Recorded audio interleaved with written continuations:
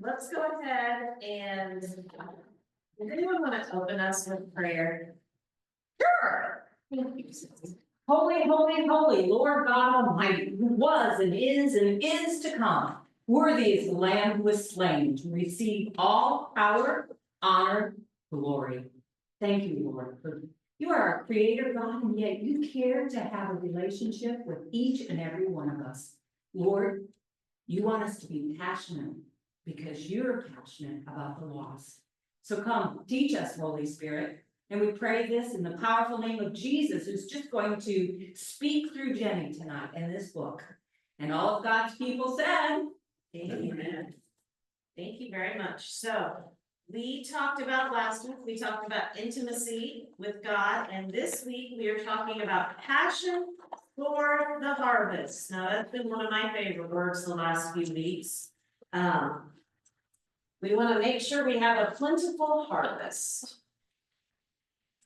So the warm-up question tonight is, how would you, okay, when I first read this, there was one person that came to my mind. Okay, I'm gonna ask you the question first though. How would you describe someone that you consider passionate?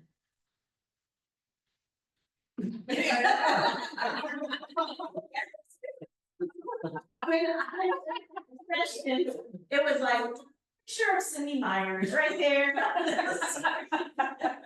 So, and how does their passion make you feel? How does it make you feel to be around someone that has that passion? I think it challenges you to find out about it. And I know because I've been around Cindy for about 300 years. We were in the Sunday school class together right back in the 80s, so. Now she is very passionate. And I think it makes you want to maybe step a little bit more. It does. It does. Yes, most definitely. Does anyone know anyone outside of Cindy or outside of here that is passionate about? well, I think it's Susie Zodi, because I was a part of, when we did Kidmo with Pastor Jeff, and we would haul these kids over to Kidmo, we'd knock on doors and put them on our hip and go in. We just had a university yesterday, an anniversary reunion yesterday, and they're now 25, 26, and 27. Oh, They're adults now with their own kids. yep. Some of them coming back. Yes, she is very passionate. She is someone, for Christmas last year, they gave her, Susan Doty is the director of Narrowgate Horse Ranch. And her passion is not horses, she's not a horse person, it's reaching the lost. And someone gave her a picture last year that's Jesus after the lost lamb. It's a picture of Jesus in the background with the lost lamb that's standing there and is dirty and wet, and that is her. That is her. She wants the one that nobody else wants, the difficult ones. So, anyone else? Dennis? I'm looking at Merriam-Webster. And it has 3 definitions for passionate. The Okay. third one, we all know. So the first one says easily aroused to anger or filled with anger. Mhm. The second one says capable of or affected by or expressing intense feeling. Enthusiastic, ardent. Say the first one again. Easily aroused to anger or filled with anger. As a bear is passionate about protecting her cub. Yeah. I thought you were gonna say a bear is passionate about eating us. That's why I didn't say that.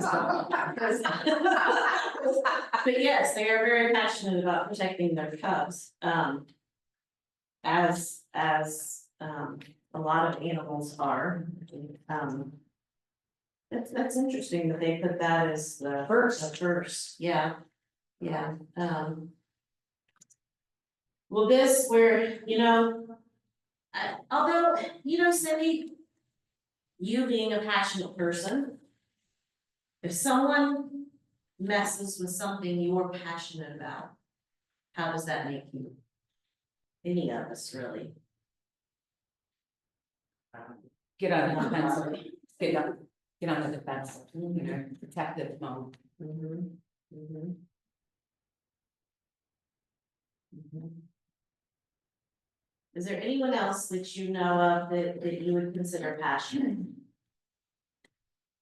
Are you limiting it just to the church? No, no, Jason Davis, he's passionate about weightlifting.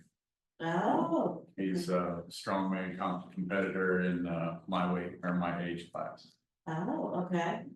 Well, I often, I've heard more than one sermon on, why can't we be as passionate as the people who will dress half naked and paint green or blue, whatever their football or color is? They're passionate about their team. Why aren't we as passionate about Jesus who died for us? It's very true. Those people are also very drunk most of the time. Well, we're supposed to be drunk in the Lord. I was gonna say, and yes, you mess with their team Yeah. and they get very passionate in Dennis's, don't they? They get very passionate. We have a lot of pretty people in here. Yeah. I was next to a lot of Nebraska people were right next to the alumni team. Oh, Lord. Nobody Some wants of to them see were me nice, some of operating them were the bad. camera that way though. Huh. Nobody wants to see me operating the camera that way. Nobody.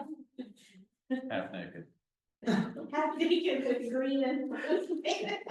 If I'm sitting in the pew facing forward, it'd be fine. Okay, everybody next week, please wear your shirts. No, this is not saying we need to do it this week. No painting our bodies, but that is very true.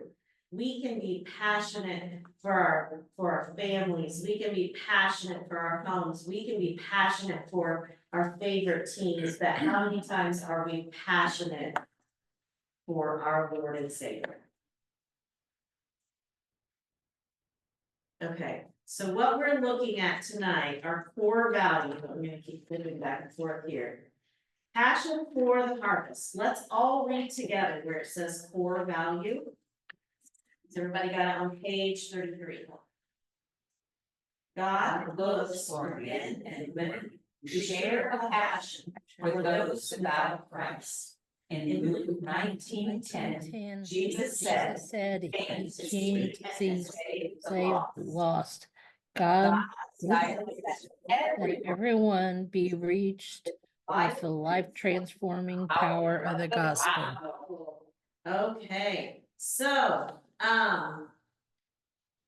the introduction is talking about God's passionate love for his people. Would you consider Dennis's, that first definition that the Webster Dictionary gives us, would you consider that a true definition of God's passion for us? Well, if you think of Jesus throwing the people out in the temples because they were using, my house is supposed to be a house of prayer. Were you thinking the same thing? Well, I'm just saying God in general too. Lots of times he would get angry with the people, so. Because he wanted what was best for everybody. Mhm. And it wasn't, he was angry to be angry, he was angry because he was passionate, because he cares so deeply for us. He cares so deeply for us. And to seek and save the lost.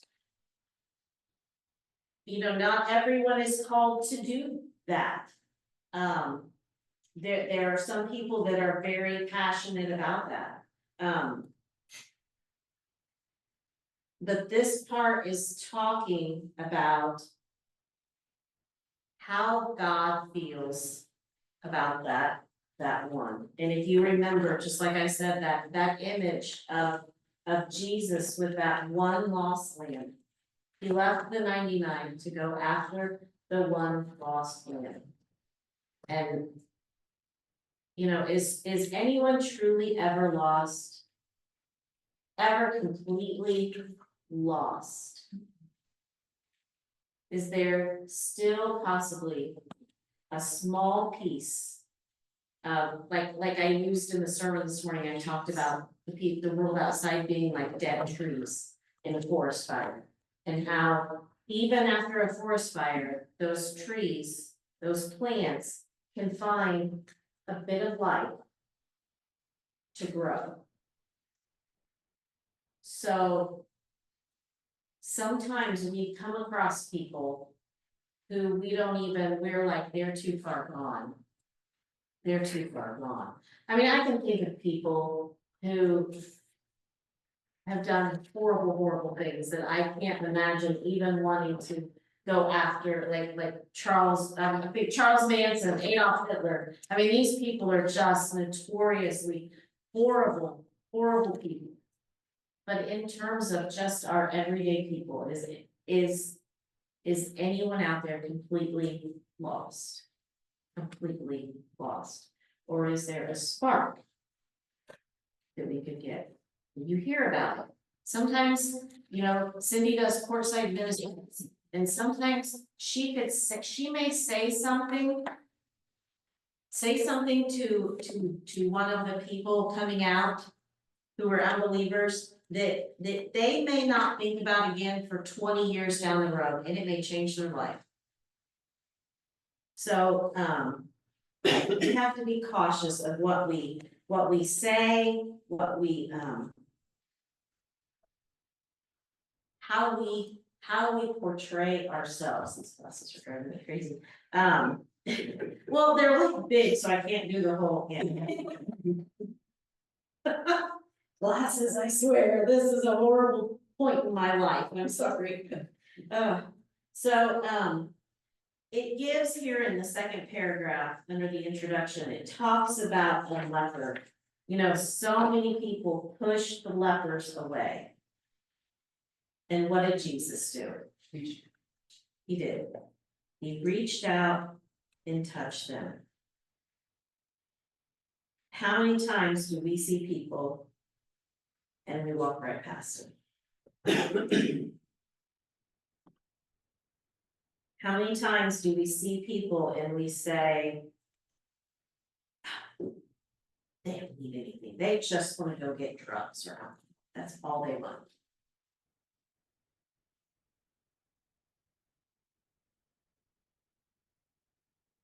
People, WWJD, what would Jesus do?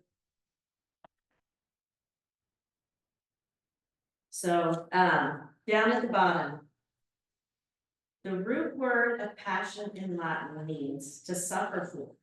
Passion is what you hunger for so intensely that you will sacrifice anything to have it. You will sacrifice anything to have it. Is this kind of how you understand the meaning of true passion?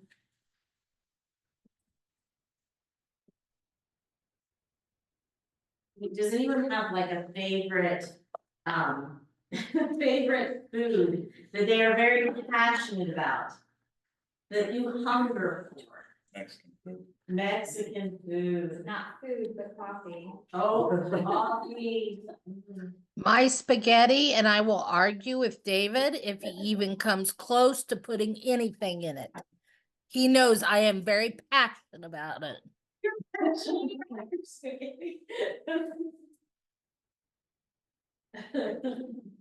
Is anyone else very passionate about something, a food, you thirst for it? When you hear or when you smell, when you go someplace and you smell coffee, do you get that feeling like? Yeah, yeah, when you smell Mexican food, do you? Georgia does make some really amazing Mexican food, I will say.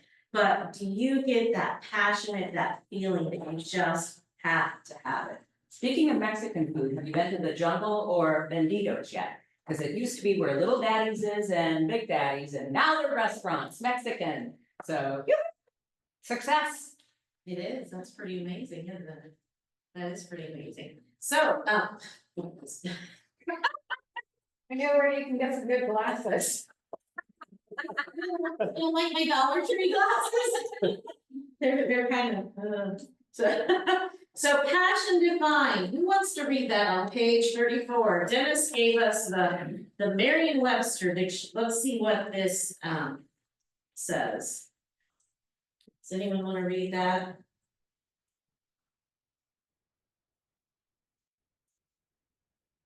Passion is a force burning in you which seizes you and provides you a power that moves you beyond ordinary human activity. Passion will not let you go until God's goals are reached. Passion is the fire and urgency that vision needs to remain alive and active. Oh. I like this definition better. Passion will not let you go until it's not my goals are reached, it's whose goals? Yes. His goals are reached. And it's the fire and the urgency.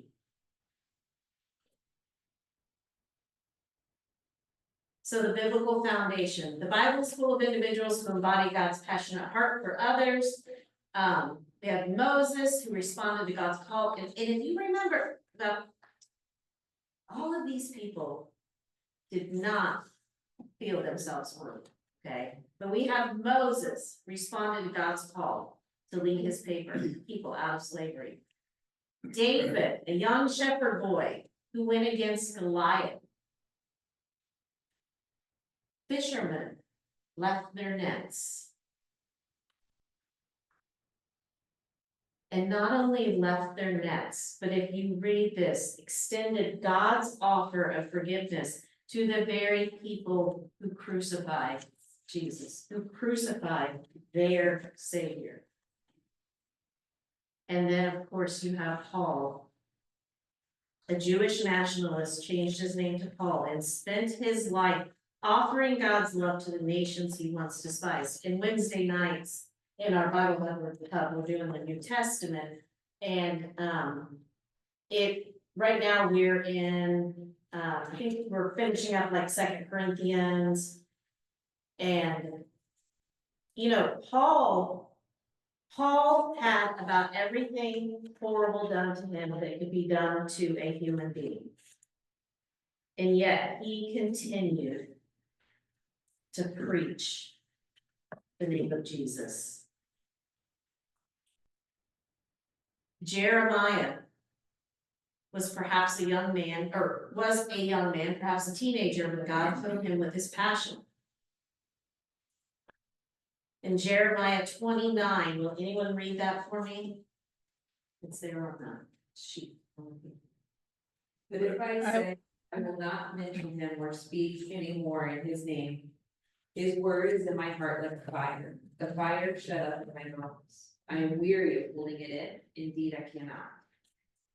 Okay, have you ever felt a passion that stirred you with a Jeremiah-like intensity? Sometimes I do try to keep my mouth shut because I talk too much, and so I can identify with Jeremiah. You can identify.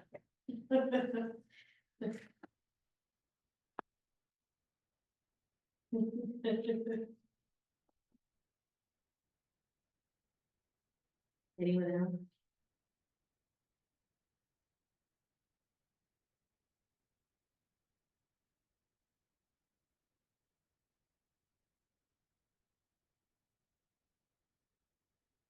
Okay, let's go ahead and talk, these examples of passion, we have John Wesley. He definitely had a passion. William Booth, founder of the Salvation Army. Billy Graham, evangelist, someone more in our time that you would consider passionate. Mother Teresa.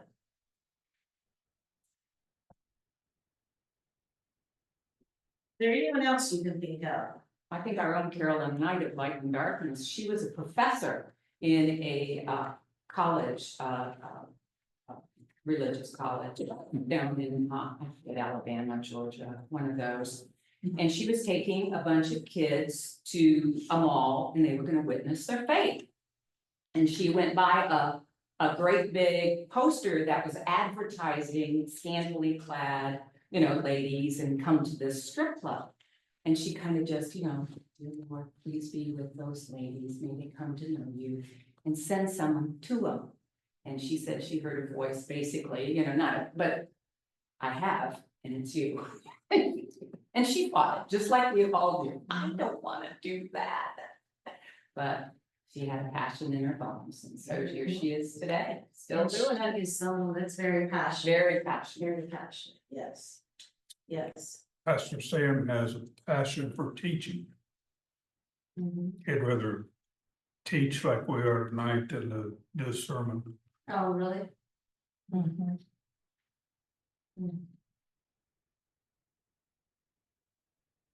Anyone else?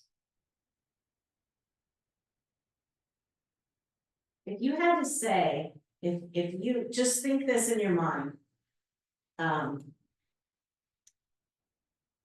If you had a passion for something, whether it be in the church, or whether it be as part of work, or whether it be as part of something that we do extracurricular, I guess, as a hobby. Can you think of what that would be? You can share if you'd like.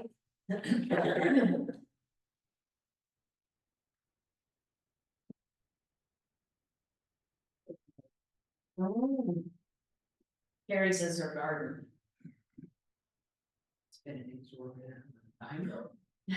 Either in the garden or in the kitchen. Like the things that came from the garden.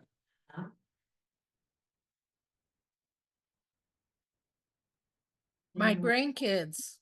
Your grandkids. Yeah. I bet you're kind of like that mama bear that Dennis read about. Oh, yes. But right now, I'm only the grand, so I kind of stand back and let their moms do it. If they need backup, all day. There's Bruce. Anyone else?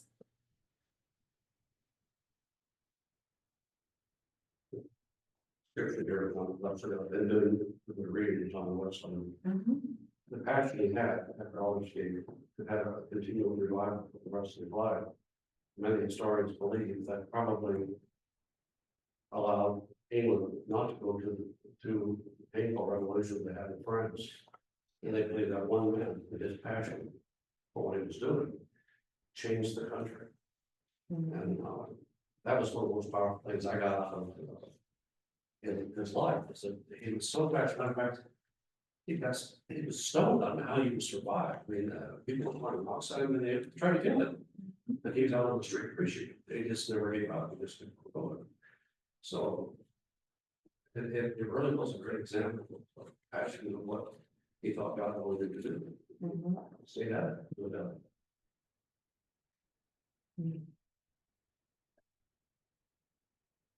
I was thinking, I've seen passionate people too, who are so blinded by their passion. That is basically something that we would not like condone or agree with. That they can't see anything beyond that passion. Do you know anyone that has been like that?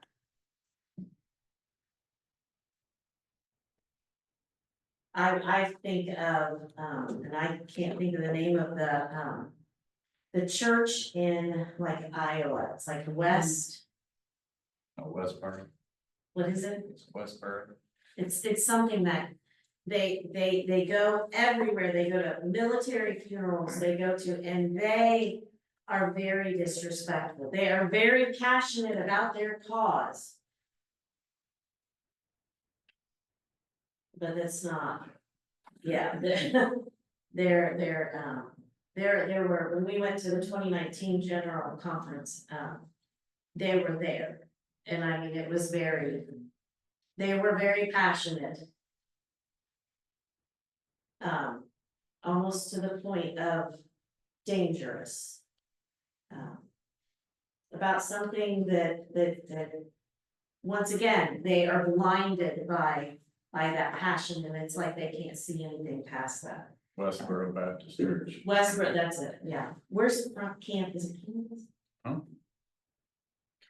I know, glasses. Candy, can you just bring us all some glasses, please? Peak. Peak. Topeka, Kansas. Topeka, Kansas. Topeka, Kansas. Yes, there's a time and place for things, and some of the stuff they've been doing has not been very good. So. Down at the bottom of 35, what does Jesus say about the harvest in John chapter 4 verses 35 to 36? Anyone want to pull that up for me? I've got it, 35 and 36. Uh-huh. Do you not say 4 months more and then the harvest? I tell you, open your eyes and look at the fields. They are ripe for harvest. Even now the reaper draws his wages. Even now he harvests the crop for eternal life, so that the sower and the reaper may be glad together.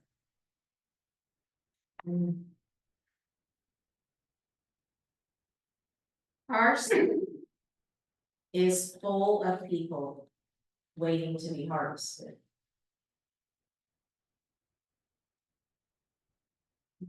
But there's two groups of people vying for each individual. One is us and one is the world. Who do we want? That's actually the world, flesh, and the Well, okay. big conversation.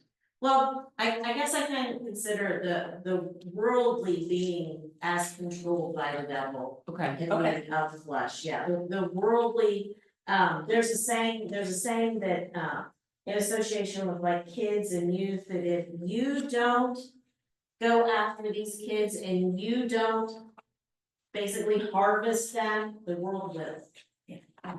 They will, the world will. The world will teach them. We can't just, sit in here. I'm not a farmer, but I don't think that the farmer can sit in their house and the corn will just walk itself right into the corn. Does that ever happen? Through use of, GPS, yes, it does. Oh, okay, of course, Chris, but it's all with us. I'm just saying, it's there. It actually, the little corns get up and walk in.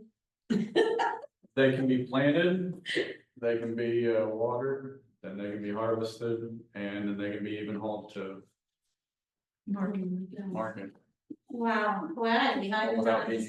without being touched by. Wow, wow.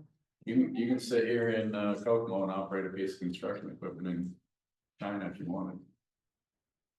Wow. Someone still had to watch it.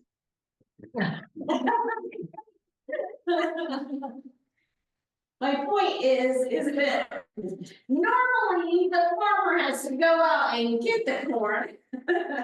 Rather than the corn actually walking into the house, but obviously, I don't know, we're getting smart corn. Somebody still has to operate it. And somebody still has to operate genetically modified corn. That's gonna be our next, so, our lost souls are not going to just get up and walk in here. They are not. We are gonna have to make an effort to go get them.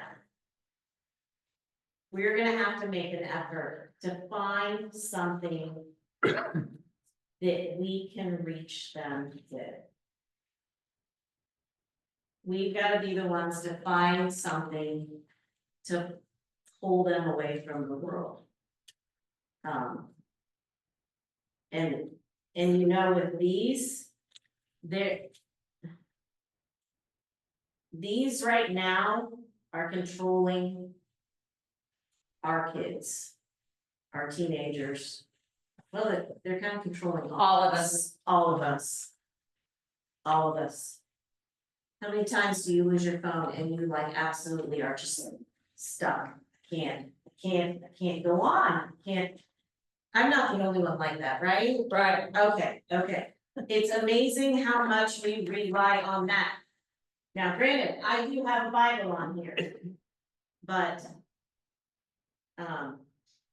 I mean, I will say it is not my most used app. The Bible is not, unfortunately. So turning the page to page 36. Actually, we have time to get to.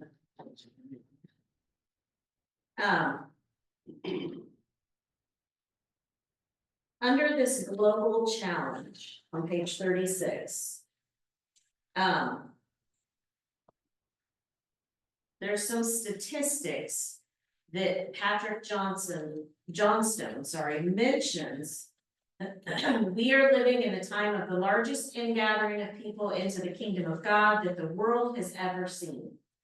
In the last century, the world population multiplied 3.7 times. During the same time, the percentage of Christians in North America has remained about the same. In Europe, Christians have not kept pace, they've grown only 1.5 times. However, in Asia, the number of followers of Jesus multiplied by 15, and in Africa by 38. This is why I said this morning, mission groups are sending Africans to the United States. South Korea as well, Yes. sending missionaries to America. They are, yes, we are the mission field right now. We are living in a post-Christian America. We are living in a post-Christian country. So the growth of Christianity hasn't slowed down. And it shows if the trend continues, Christians will constitute 36% of the world population by 2050. And this growth is mainly happening in the global south.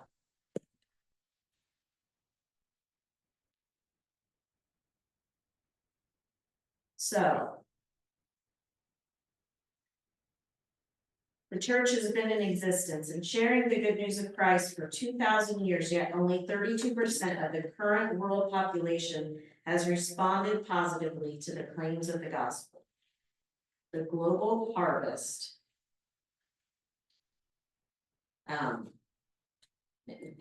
looks approximately like this.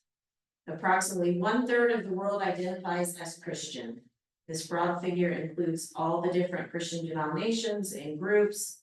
These people are saying, thank you, Jesus. Another group comprising 1/3 of the world population are not Christians, but have access to the gospel. They're the ones that have said, no, thank you. No, thank you, Jesus.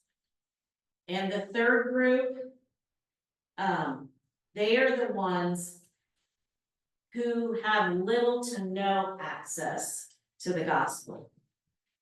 They have no churches in their communities. They have no one coming and sharing the gospel with them. They don't have Bibles in their language. And that 1/3 of the population is saying, who is Jesus? So the harvest field is definitely plenty. It is out there. Why do you think that these numbers are higher in places like Africa, South Korea, than they are in the United States, than they are in Europe? Why do you think that is? Somewhere maybe it's because there's a challenge that if it's easy here, there's no, you put your life on the line. Whereas in China and places where if you get caught, you die, their growth, then men excel with that challenge. That's why the gospel's it's just too easy here. And everybody's heard about Jesus. There's nothing that we can say that's new, but you gotta touch it. Yeah, like here in America, you can solve a lot of your own problems. There are places where people are living and eating and drinking and bathing out of the same water. They need hope, they need more.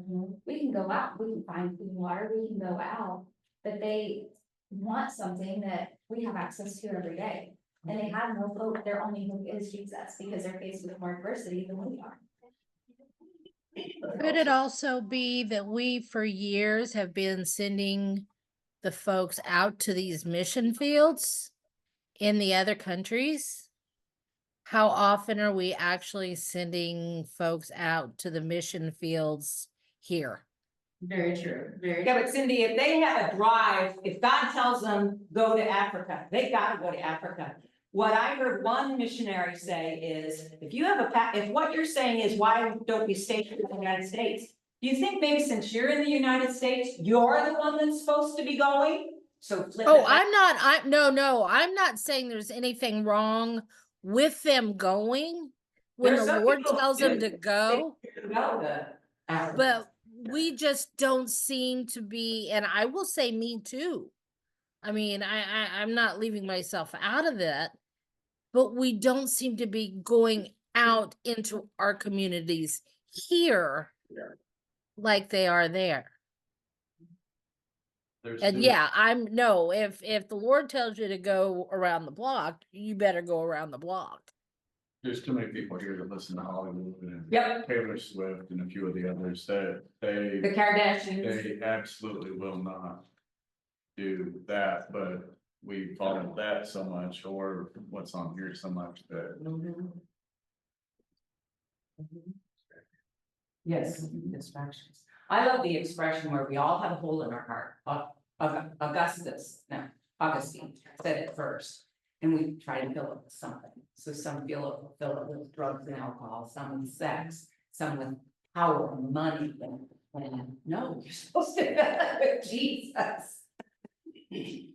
I think we turned from a country that was founded on freedom of religion to a country who took separation of church and state Too far. to the point that they're against religion.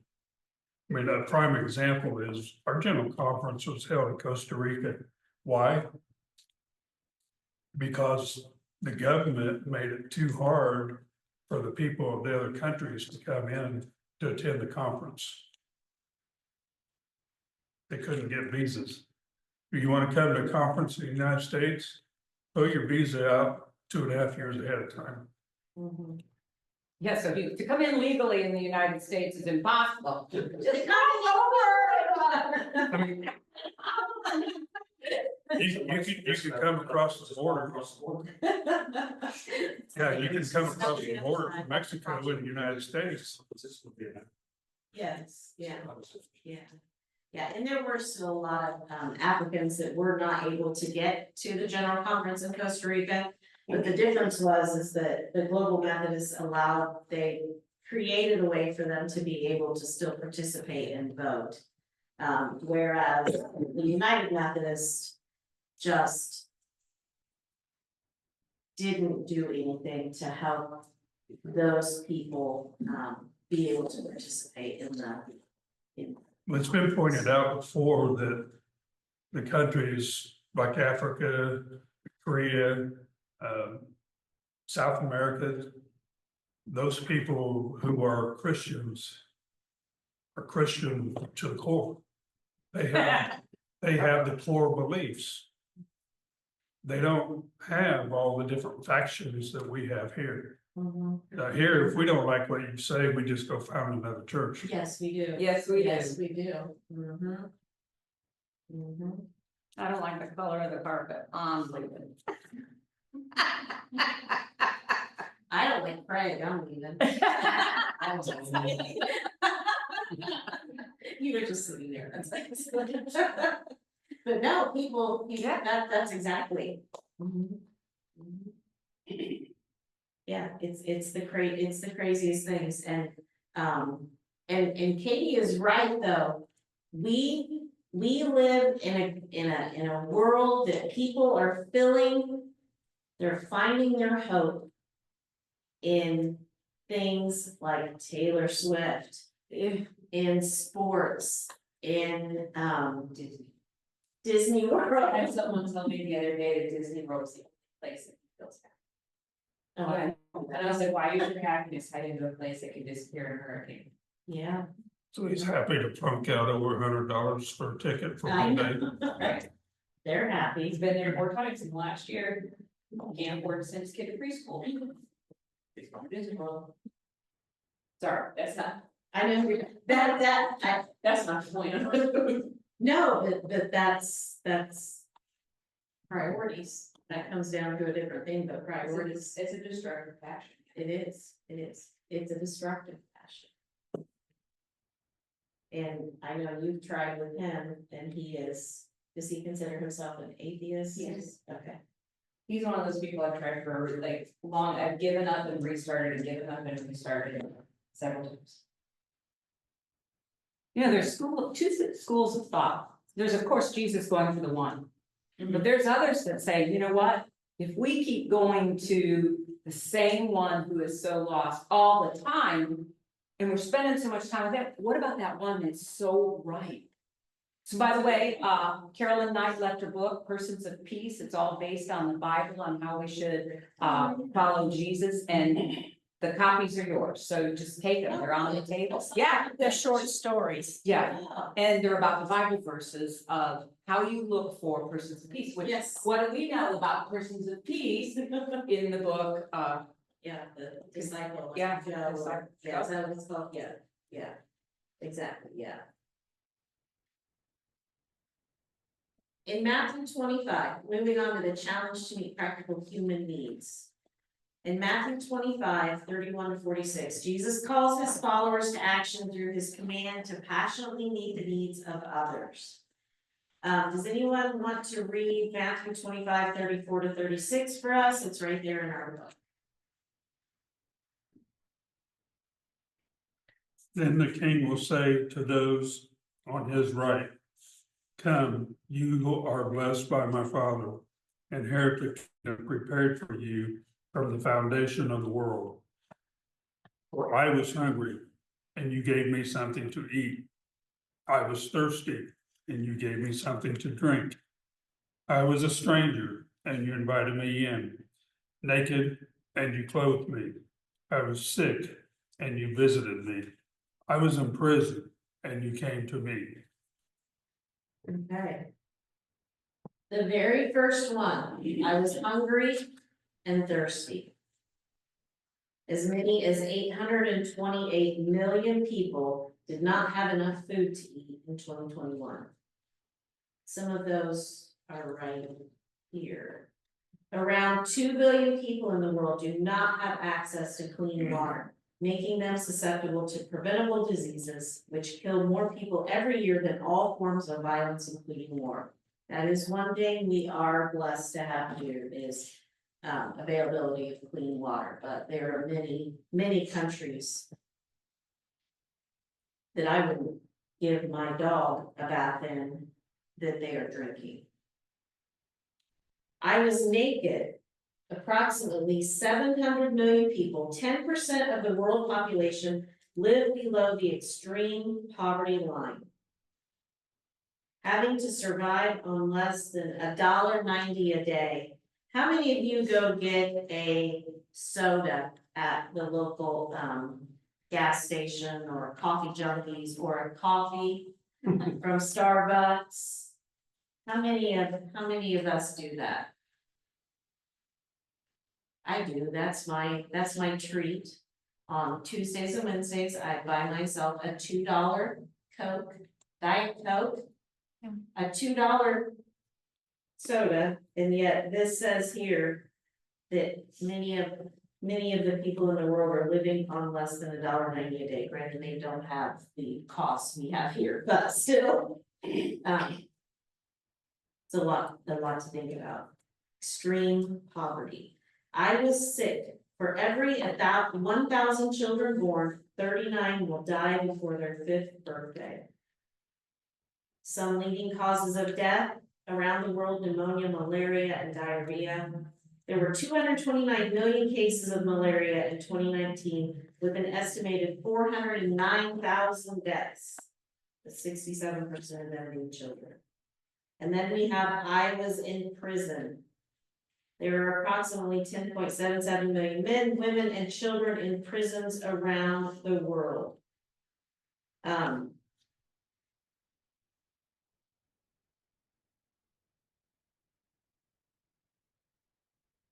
Going down that paragraph, almost 50 million people worldwide are currently enslaved in forced labor or prostitution through human trafficking. Almost 50 million people. According to Open Doors, approximately 360 million Christians experience high, very high, or extreme persecution for following Jesus. Nearly 1 out of 7 Christians are persecuted worldwide. So how does God's passion become our passion? How does his passion for the lost become our passion? I will say a little bit, when I first started working with Narrowgate, I worked with little kids, little cute little 4 to 6 year olds. They were innocent, they were easy. And then I was invited to do a class of kids that were in Kinsey. They were on probation and were gonna be allowed to come and participate in classes. And I was scared to death because I knew what I had heard about these kids from Kinsey. Let me tell you, those kids were amazing. They were the ones that paid the most attention. They were the ones that were so respectful and so happy to be there. I was just shocked. I was expecting these kids to come and me having to worry about my life. And these kids have ankle bracelets on, some of them do. And these are lost. And when you surround yourself with them, when you're around them, you realize that a lot of them are just like us. They're just like us. There's no reason, a lot of the kids in our community are put in a situation not of their own doing, but of their parents doing. Maybe it's a grandparent's doing. So many kids in our own community are being raised by grandparents. We have a friend who is a great grandparent who is raising her great grandchildren. That shouldn't be right. That shouldn't be right. These people need Jesus right here in our community. Sam has said it. He has prayed, break my heart with the things that break your heart. But over 20 years ago, the founder of World Vision, I think his name is Bob Hudson or Bob something, and he was doing a mission trip over in Africa, and he's in a place that is run by nuns, and he gets up in the morning and there's a baby outside the door. And so he picks it up and says, Mother, I'll just say Teresa because we know her. Mother Teresa, look, this baby was outside. Take it back. You can't do that. The baby's outside. Look at us. We are 4 times over the children we have. Obviously, the parents have abandoned it. Take it back. No, you've got to do something. No, you do something. And he said he had prayed, break my heart with things that break yours. So I started praying that too. I'd like to challenge every single one of you. Every day, if you'd like to journal, break my heart, Lord, with things that break yours. He'll do it. Yikes. I read that devotional probably 20, 30 years ago. I still remember it. And I started praying that big, dangerous prayer. Kind of like, here I am, Lord, what would you like me to do today? No, I don't want to do that. Okay, so looking at number 1 here on page 38. Passion is the direct result of our love for Christ and our commitment to him. Would anyone like to read 2 Corinthians 5? Um, Thank you. For Christ's love compels us, because we are convinced that one died for all, and therefore all are loved. And he died for all, that those who live should no longer live for themselves, but for him who died for them and was raised again. And I love this. How many of you have read My Utmost for His Highest by Oswald Chambers? It's not a big book, it's very, very good. The passion of Christianity comes from deliberately signing away our rights and becoming a bond servant of Jesus Christ. Can anyone on their phone, because we all have them, look up the word bond servant for me? And find out how a bond servant is different than a regular servant.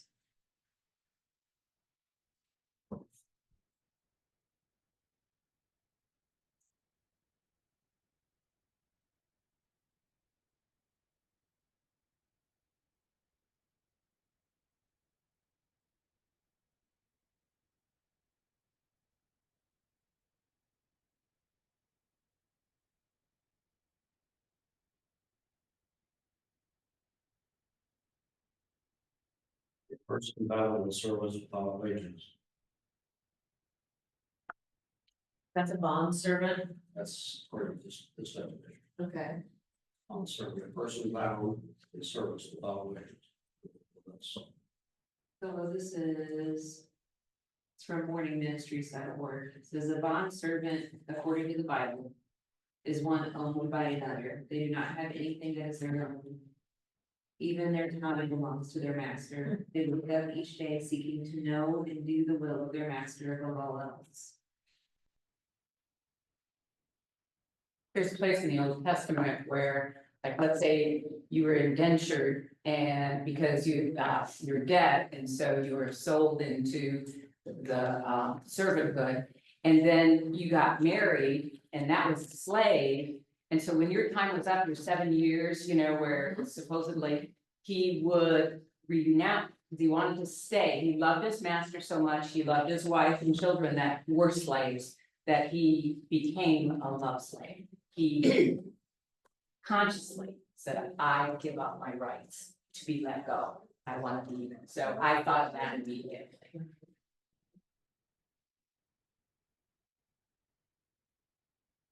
So for just a regular servant, it says a person who performs duties for others, especially a person employed in a house, on domestic duties, or as a personal attendant. And then it also shows a devoted and helpful follower or supporter, like a tireless servant of God. So what are we seeing is the difference between these definitions? Is there one bond service is owned by another? I mean, in this country, we had racial slavery, and they were property. Or I think, as the record servant, is someone who works for public with pay. And that was going on in England for a long time. But if you're a bond servant, basically you are property. Or at least your own, how could you own somebody else and live in your service property? And that's what in this country, we consider the Africans that came from as slaves, as property. And that's very big to realize that our country at one point allowed that. Well, and it's still today, human trafficking Yes, is yeah. big. And it's right, it could be next door. Chris was watching a Civil War movie last night, and it's based on a true story, but it was, they came, and while they were on the battlefield, they said if you owned 10 or more slaves, then you were able to go back home. You didn't have to fight anymore. Basically, that was saying, if you're wealthy, you don't have to fight. And what these soldiers said was that because they were the poor without slaves, that we're the ones fighting the rich man's war. So, yeah. But bond servant, I love Carrie's definition of how it relates to us in our walk with God. Everything we are, everything we have, everything we do, we are bond servants to Christ. I think the thing that separates that bondservant from, say, like slavery as we know it in our history is that we're entering into this by choice. Whereas they were given a choice, it was just inflicted upon them, and we're subjecting ourselves to this willingly out of love. That's what my Bible, not my Bible, my God questions for in Roman times, bondservant. So both in Greek and in Hebrew, they both mean you voluntarily at the disposal of the master or you're subservient to them.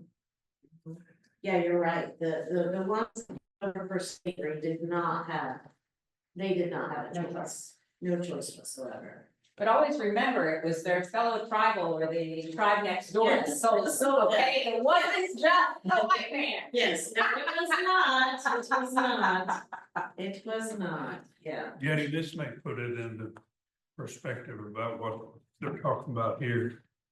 It says a better question is whether there is a significant difference of the meaning in the Greek between a doulos and a diakonos. The answer is they have a fairly different connotation.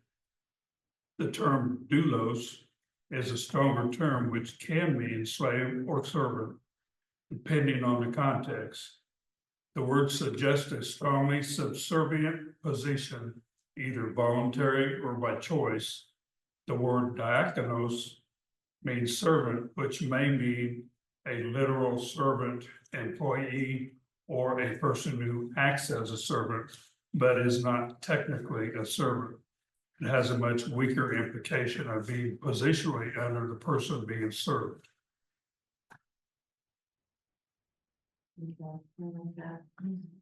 And as he was reading that, it made me think, what did Jesus do? Right before the Last Supper, what did he do with his disciples? Washed your feet. He served them. And remember, you cannot serve the master. You can't do that. But he did. So looking at number 2. So number 1, we have to have a commitment for him. We have to have an immense love for him. Number 2, our passion has to be nurtured. This is kind of like the harvest, the growth of the growth as a disciple. We can't just go and make disciples and let them go off on their own and we can expect big things from them. That will happen, that can happen. Not very commonly, a lot of times it's going to, they need to be tended to, they need to be cared for. And just like this, passion must be nurtured. As God feeds and nurtures our soul through spiritual disciplines and his presence, our passion increases and sustains our vision. What did Paul urge Timothy to do in 2 Timothy 1, 6-7, and for what reason? Anyone want to look that up? I got it. Okay.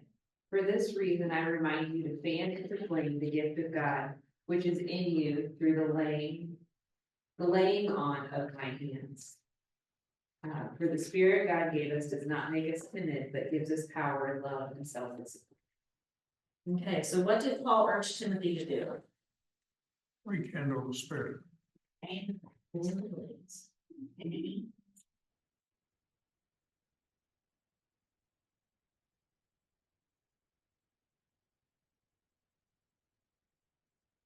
And for what reason?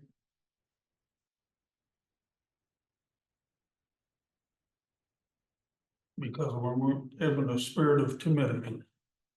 As well. We were not given the spirit of timidity. We were being not timid. in spirit of timidity, yes, we were, yes. I'm struck, something yesterday was said while we were here. And it was about fire, and I was thinking, I can't remember what we were talking about, but we were talking about how you have to have. In order to keep that fire going, what has to be there? Oxygen. Oxygen. Has to have oxygen, has to have that wind, it has to be fanned. So you will not to keep that I've fire. seen going. it spanning with. It has to be tended to, because if you leave the fire alone, what does it do? Josina was fanning with you. Oh, she was, oh, okay, were you Fanny? Josina. So what do we, what did I just ask? What do we have? It's been a long 3 weeks. I don't know, what did I ask? There needs to be a commitment to Yeah. keep fanning. Yes, yes, that's what I asked. What happens to the fire if we walk away and move it? It'll go lower. The fire may not be there, but the heat and coals might be, but not a flame. Not the fire, so it might not be completely out, Chris. On the same line of that though, there needs to be. And I can put a specific example with it. In our house, we heat predominantly with our wood stove. If I get overzealous with our, chucking wood in and just letting it go and go and go and go and go, I can drive everybody out of that house. And we can open up our windows then to cool it off enough where we can actually exist inside the house. So do I understand that, yes, you're gonna be overzealous and you're gonna drive some people away and then you're gonna reach maybe 1 or 2, but you can reach a whole bunch more by tempering yourself a little bit and actually keeping it more reasonable. There's a lot of me that I will drive several people away just by being naturally me, but then I will draw in a certain number of people. Each one of us is different on that. But nobody is ever gonna tell me that I need to go stand in front of a group and be me, because that's not gonna draw in. I'm gonna reach maybe 1. One with a very odd sense of humor, right? That's about it. But I know that up front. Do well. She said, so you're saying that she has an odd sense of humor. Yes, Yes. just be bold. That is true. If we let our fire get out of control, what happens? You're gonna be West Baptist or Westboro Baptist. You're gonna be Westboro You're gonna Baptist. be kicking people away instead of, Yes, you are. but I mean, that's also why it's only 1 in 7 in this country, because the vast majority of the people here, they say, oh, we're Christians, because their grandparents were Christian, but they don't ever do it themselves. They don't even know what it means or even what they have it in their house. The Bible's there, but they don't ever pull it out and read it or know what it says. But by golly, they know 2 scriptures and they watched Charlie Brown movie when they were a kid, and so therefore they are Christian. They might even be Christians, and they might actually go and, hey, we paid a tithe on Christmas and Easter. So we're Christians, CE Christians, Christmas, Easter Christians. but they say it, so therefore when the census goes around. That is very States true. is 70% Christian. Wow. That is very true. That is very true. There are different levels of Christians. I see that in my students every day. You have to walk the walk and you have to talk the talk. You can't just come in here on Sunday morning and then check off a box and you're good until next Sunday. You can act however you want the rest of the week. We never know when that last breath, when that last heartbeat is going to be. You never know. So I don't know about you, but I would rather be ready, and I would rather have my family ready. Jenny, you asked a question that made me think, what happens if a fire gets out of control? In most cases, the fire department comes. The fire. But how many people have you seen in the church that have a real passion for Christ? And it makes so many people uncomfortable that they more or less turn the person off.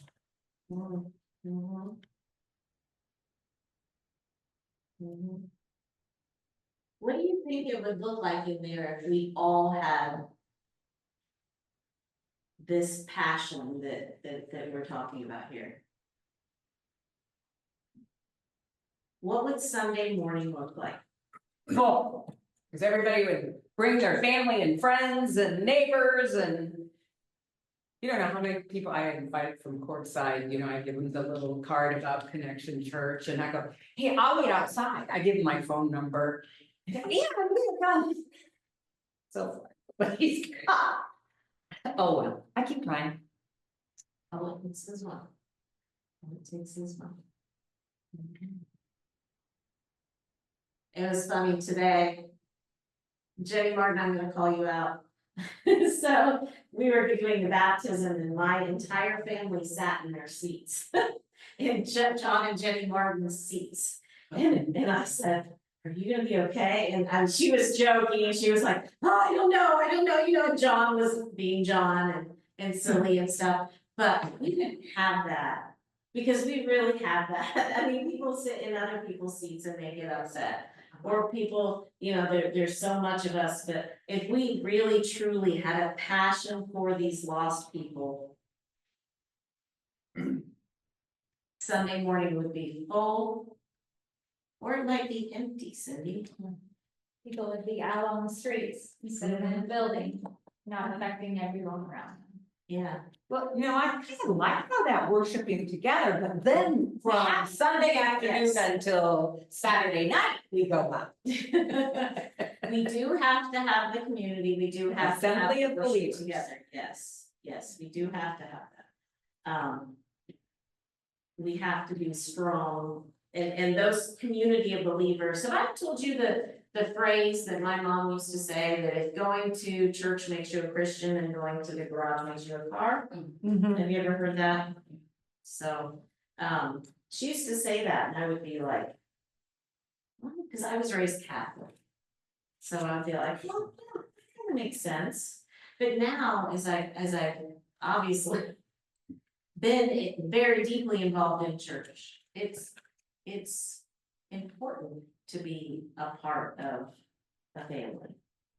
It's important to be a part of a group that will not only pray for us, but encourage us. And sometimes even hold us accountable. That's the part we don't like.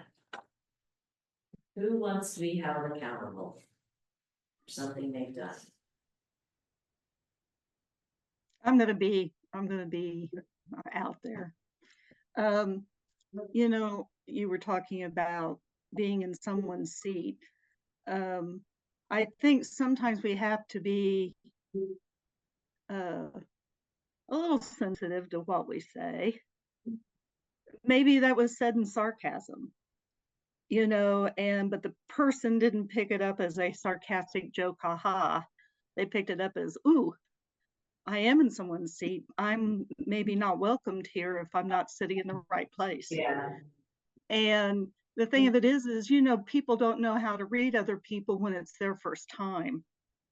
And so we have to be a little sensitive to, and I mean, I'll just call myself out here, and probably both Georgia and Chris would say, yeah, because, you know, I kind of like was all over Finya when she was there, and I was probably a little too aggressive, but I tried to tell her that, you know, I was just kind of pulling her leg a little bit, you know, to be all over her first visit to church. But we probably just need to be sensitive to other people and realize that not everybody's coming from the same place. And in terms of their humor or their being, you know, how they approach people, I know that I'm a person that likes to kind of get close sometimes to people. Now that was because my space was always violated when I was in mental health. They were in my face. And probably I have a little bit of a problem with people's space because I get close, maybe closer than what is comfortable sometimes. And I'm just throwing that out there. And you're right, we never know what has happened that morning when we come across people. You're like, oh, that person gave me a look this morning. And we don't know what could have gone on, what could have happened that morning, a text that they just got. We have no idea what is going on, but we're judging that whole person on one little interaction. I've done it, I did it, I felt like someone was like glaring at me during service one time, and Chris said, well, Jenny, maybe she just has one of those faces, like she was completely zoned out and you just happen to kind of be like there, but she was not there. Well, maybe she was trying to hold. Being a nurse in me, you go, oh. If no one heard, Cindy said, maybe she was just trying to pull back apart. Okay. Maybe she was, I don't know. We have to be aware. First. Is it the New Living Testament? It's gotta be that one. Make allowances for everybody's faults. Forgive as Christ forgave you. Well, I think we can forgive. It's easy, we understand that, but someone who's new may not understand the forgiveness part. So we need to be sensitive to how we approach those people. Right. Yeah, you're very right, yeah, they're. Well, we say this famous about, oh, they're Easter, Christmas. I know somebody who said that to a new person coming because they had come to a pancake breakfast of Easter. And somebody said that, oh, you're one of those. They never came back. So we gotta be so careful what we say. We do. Yeah.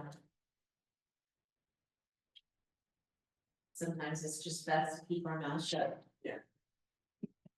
Say anything at all. I tend to make fun of myself first and be like, I'm really unobservant, so I'm not sure if you're new or not, but you're new to my eyes, so hi. That's. And then I'm inevitably gonna forget your name next week. With face. I'm not gonna forget your name.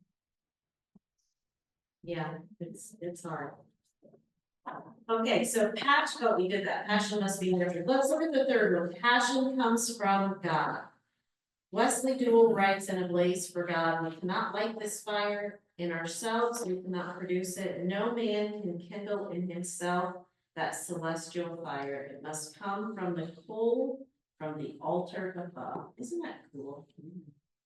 Isn't that cool, that imagery that is being portrayed there? So Matthew 7. I want you, if everybody has a Bible or a phone, if you could go to Matthew 7, verses 7 and 8.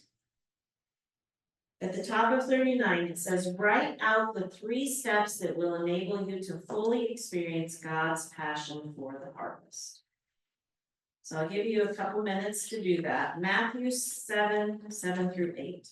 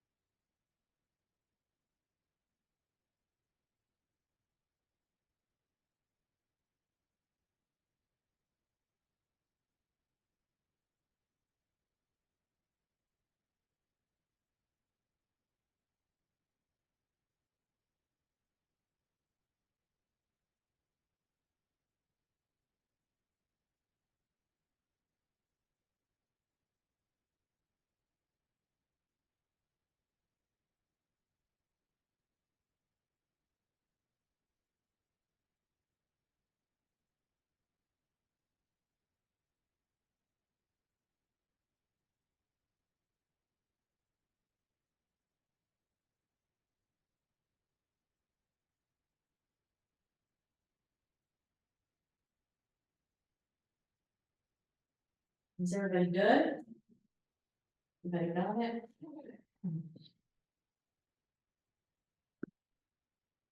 So what are our 3 steps? Ask, seek, knock. Ask, see, no. In one devotional, I went and said the Greek word or whatever it is, and she could probably tell with her new Bible, ask, and it's not just a one-time ask, it's keep asking. Seek and keep seeking, knock and keep knocking. If you go to someone's house. Oh, they didn't answer. How many times are you gonna leave or are you gonna knock again? I ring the doorbell and then I listen and I didn't hear it. So I ring it again and then, oh, well, and I open the door. So more than once. And then someone comes running out, pulling their pants up, I have to take that bathroom. Just ring twice and nobody answers. How many of you go up to someone who you really don't wanna to see? I remember when we were at PAR, we used to go around and hand pass out flyers for things. If you've ever been around the Northside campus, it's not the greatest of neighborhoods and we always had our kids with us and stuff, and there were times where you were kind of like, well, let's just get in the door. Okay. Shh. So yeah, when we ask, we seek, and we knock. We wanna- Yeah. What you bring? But yeah, let them. Did you bring us food? What you bring us? What did Clara make? Oh. Oh, it's a Clara. Wow. It's cookies. Wait, what? I was expecting scones. They were so fresh, they had to stay on the cookie rack before we brought it. They literally came out. Clara, I have never had disappointment that just right. So on that, I wrote the 3 steps down as ask, listen, and act. Right, okay, although I wrote listen twice, there's 2A and 2B. 2A and 2B. Because that's where I need to emphasize is listen. I ask, but I really don't listen for an answer. On it in the scripture, it kind of, it gives the idea that it has to continue. You can't just go, hey God, give me some passion. It's around, and you have to actually pursue it. You have to make the decision. You have to make the choice over and over again, whatever it takes for God to give you that hope, for God to put that fire in you. You can't just sit around waiting for it to be dropped in like, oh, okay, yeah. You can't. You have to seek after it. And they say, keep, asking, keep seeking, keep knocking. You have to go for it. You can't just sit around waiting for it to show up. You have to pursue it. Yeah. Very good, very good. It makes me wonder about the teenagers and kids today that seek instant gratification. Well, I knocked once, well, I asked. Well, when did did you ask again? Well, you told me to ask, because they wanted, well, I didn't get an answer, so they're gone. How many times do we do that to God? Robert reminded us this morning in class that every time he reads the Bible, even though he's read it 5 or 10 times before, he learns something new. But what if we just read scripture one time and said, well, I've read the Bible, I don't need to read it anymore?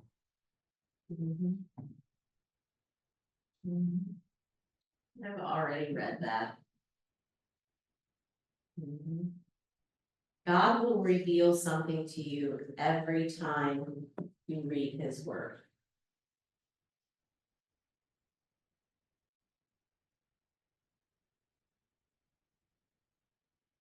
And when we look at this verse, it says, ask and it will be given to you.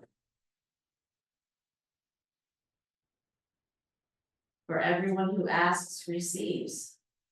that sometimes what we receive is not what we want, is it?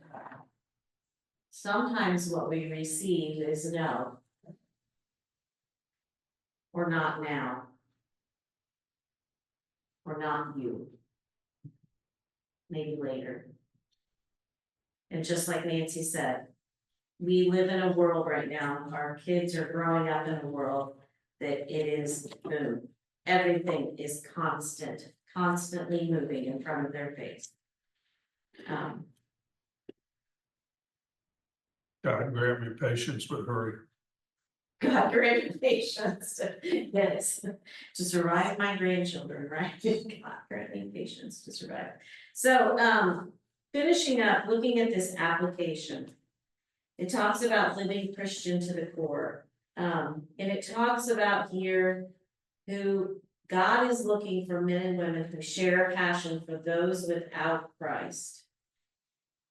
God desires for everyone to be reached with the life-transforming power of the gospel. The thing is as you've noticed, this isn't the first 4 in the book. We still have to have that intimacy with God. We still have to have that connection with God. And we can't just do it once, read the Bible once, go and talk to one person, and you're done. You're done. It doesn't work that way. It's ongoing forever. Living Christian to the core means that you share God's love in word and deed. Obviously, the needs of the world are a little bit overwhelming, as we saw in a lot of those percentages. There's a lot of lost. There's a lot of hurting people out there. And the biggest thing to remember is that some of us are called to be international missionaries. There are people that are called to do that. I myself have never been called to do that. I'm not a fan of planes, and I think God understands that, but we all have a purpose. We just have to shut up sometimes and listen and let God tell us. So down here for your prayer for God's passion, I want us to read that together, that prayer. So let's go ahead and read it together. God, I want the passion that you have for the lost to become my passion. I ask that from on high, you send fire into my bones, just as you did Jeremiah. Let this fire burn away anything that is keeping me from experiencing your divine passion. Following the example of your passionate Son, I want to see the lost and help others become followers of Christ. In Jesus' name I pray, amen. And I want to put your signature there, and I want you to put today's date. This is our promise. This is our signing that we are going to live by this prayer. We're going to live by this prayer together. Not on our own. Does anyone have any questions? Anyone online or?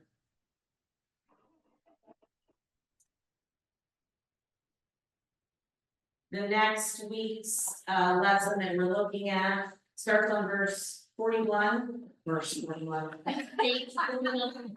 Did a little bit. And it's a visionary life, the power of vision, knowing God's vision for your life. Wouldn't it be great if we all knew God's vision for our life? Wouldn't that be great? So go ahead and read through that before we come back next week. And we will continue on learning about being Christian to the core.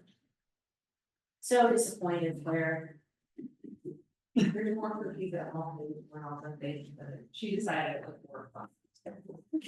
Oh, that's.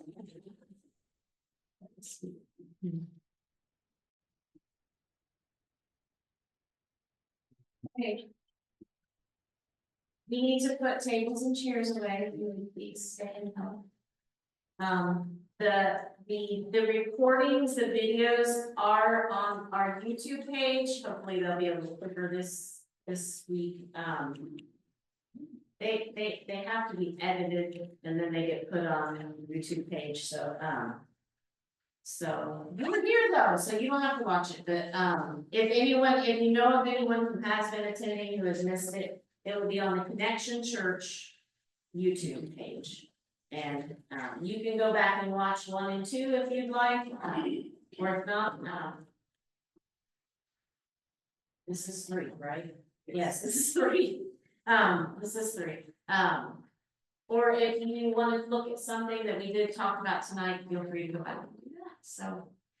When, after I did this, passion, I then, thought of all the Bible verses that have inspired me over the years. And when I got on my, I'm part of Renovari, which is Richard Foster's, it's kind of like what Scott does too. It's trying to get churches to be revitalized. It's called Renovari, which is Latin for renew. And every week they send something, and it was on disciplines of availability and vulnerability. So I felt led to print it out. So I'd like to give everyone and challenge you to reading it. And so anyway, God bless you guys. I think you'll like it. That made you think real